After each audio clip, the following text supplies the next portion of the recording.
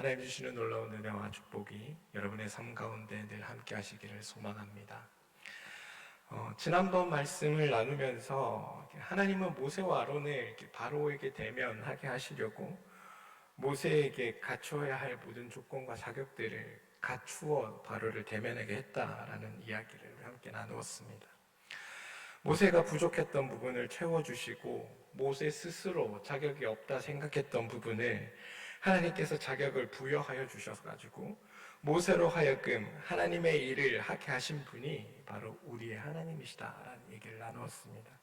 그러면서 그 하나님이 지금 우리를 이 땅 가운데 하나님의 백성으로 또 하나님 나라의 자녀로 하나님의 상속자로 이 땅 가운데 우리를 보내주셨고 또 거기에 합당한 자격을 우리 가운데 채워 우리가 이 땅에서 하나님의 온전한 자녀로 살게 해주셨다라는 이야기를 나누었습니다.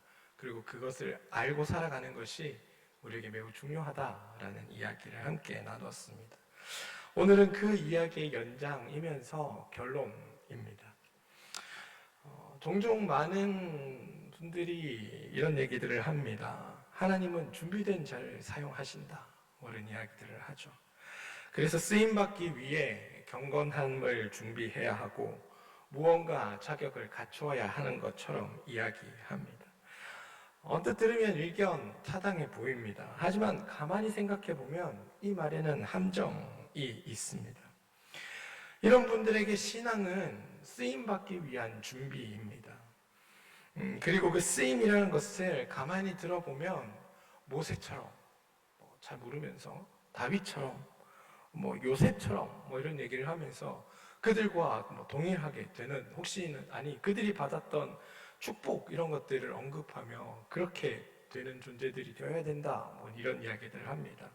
그러면서 의사가 되어야 변호사가 되어야 어떤 기업의 회장이 되어야 사장이 되어야 이런 얘기들을 하면서 그런 자리에서 많은 것들을 베풀 수 있어야 그게 하나님의 사람인 것처럼 이야기들을 하죠. 그래서 쓰임 받으려면 깨어 있어야 한다고도 이야기합니다. 그런데 이런 주장을 특별히 잘하는 부류들이 있습니다. 바로 이단들입니다. 신천지 같은 경우는 14만 4천에 들어야 되죠. 거기 들기 위해 온갖 것을 다 해야 한다라고 주장합니다.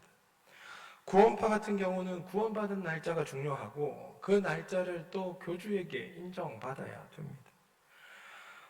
돈을 가져다 바쳐야 하기도 하고 더 많은 사람들을 교회로 끌어들여야 한다라고 주장합니다.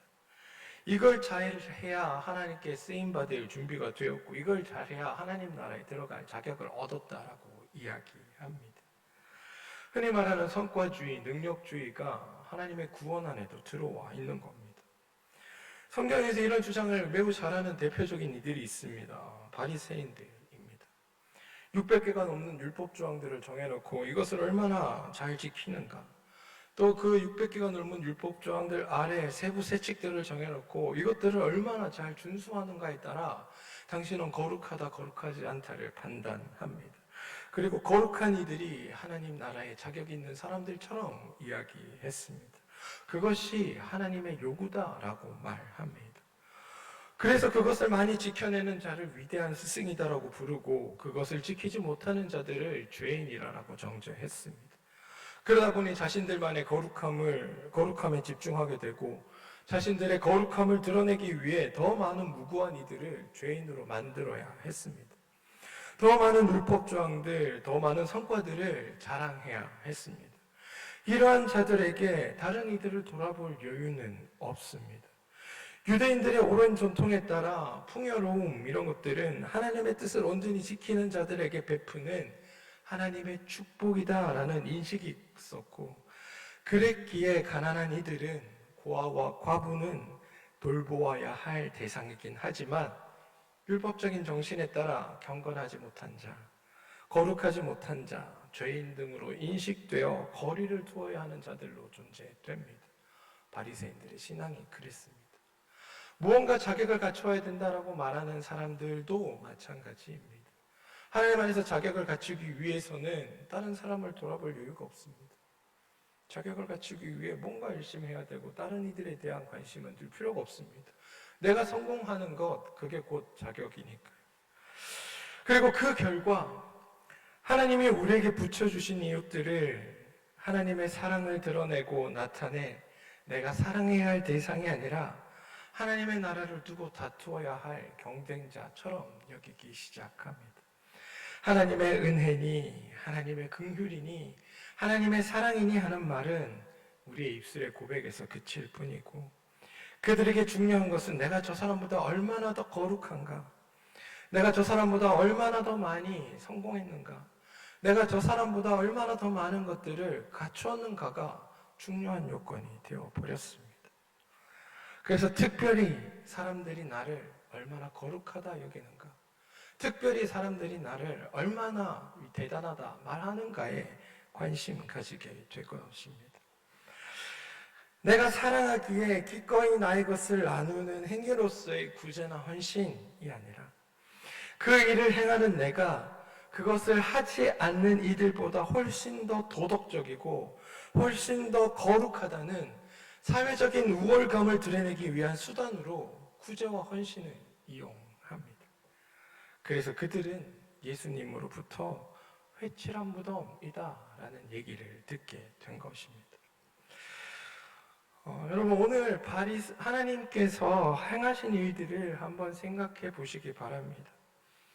모세가 어떤 능력이 있었나요? 어떤 것을 갖추었기를 하나님께 도저히 사용되었나요?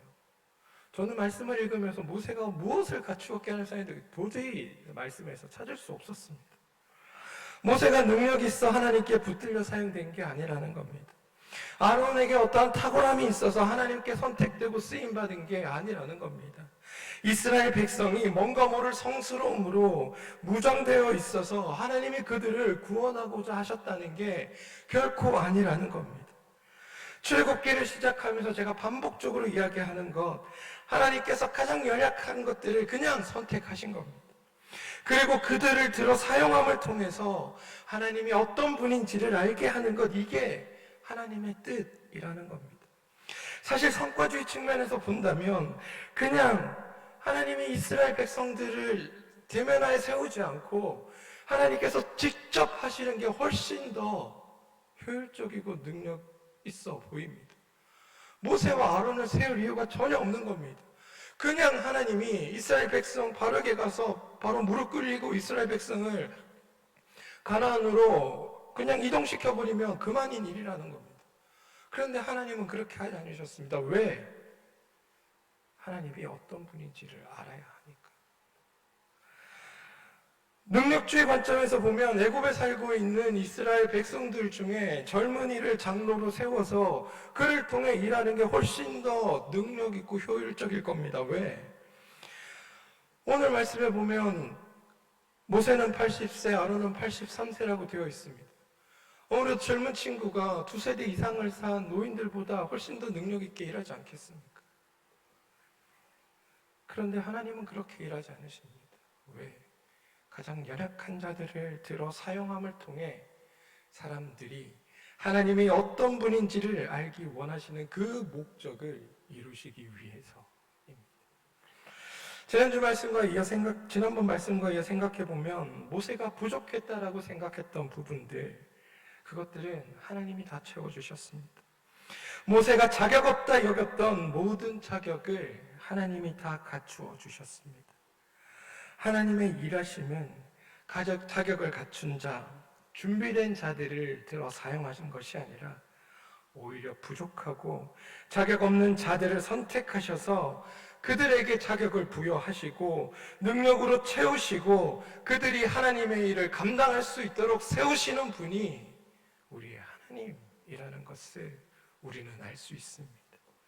그리고 그렇게 이해되어야 하나님이 하신 그 모든 일들이 우리에게는 은혜이고 감동이 됩니다.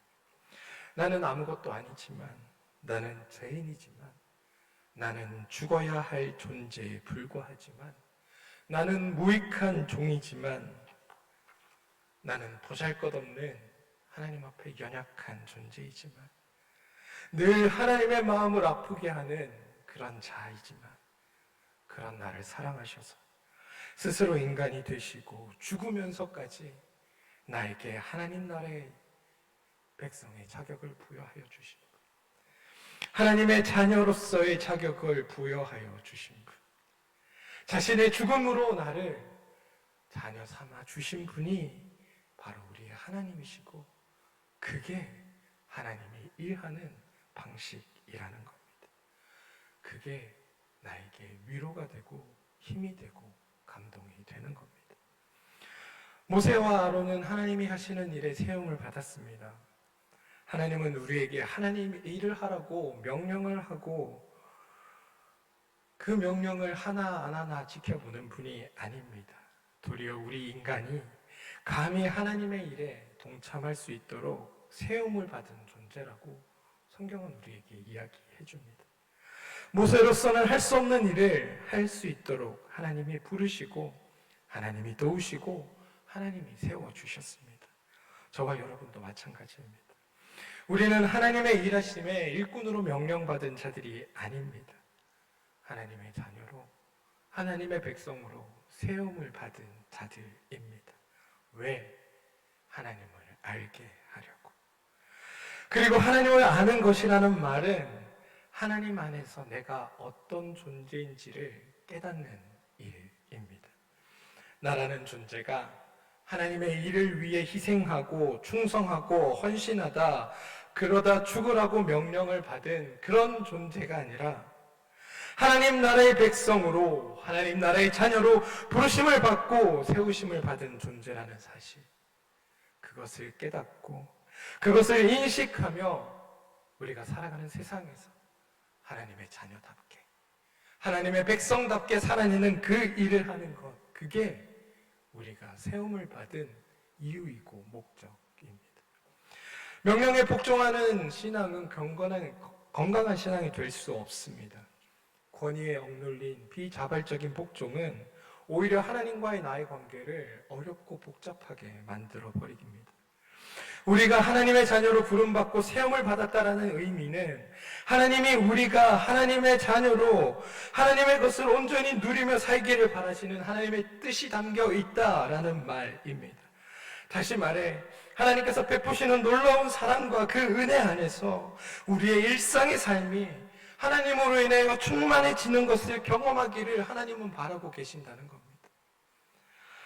하나님으로 인해 사랑하게 되고 하나님으로 인해 기뻐하게 되고 하나님으로 인해 서로 간의 화평을 이루게 되고 하나님으로 인해서 기꺼이 인내하고 하나님으로 인해서 서로 친절함을 나누게 되고 하나님으로 인해서 서로 선을 행하고 하나님으로 인해서 신실하여지고 하나님으로 인하여 온유하여지는 것, 하나님 때문에 절제함을 배우고 하나님이 주시는 축복, 그것 안에서 그것들이 우리 안에 온전히 경험되기를 바라는 게 하나님의 뜻이고 하나님의 의도이고 이것이 바로 하나님을 아는 지혜라고 하나님은 말씀하고 있다는 겁니다.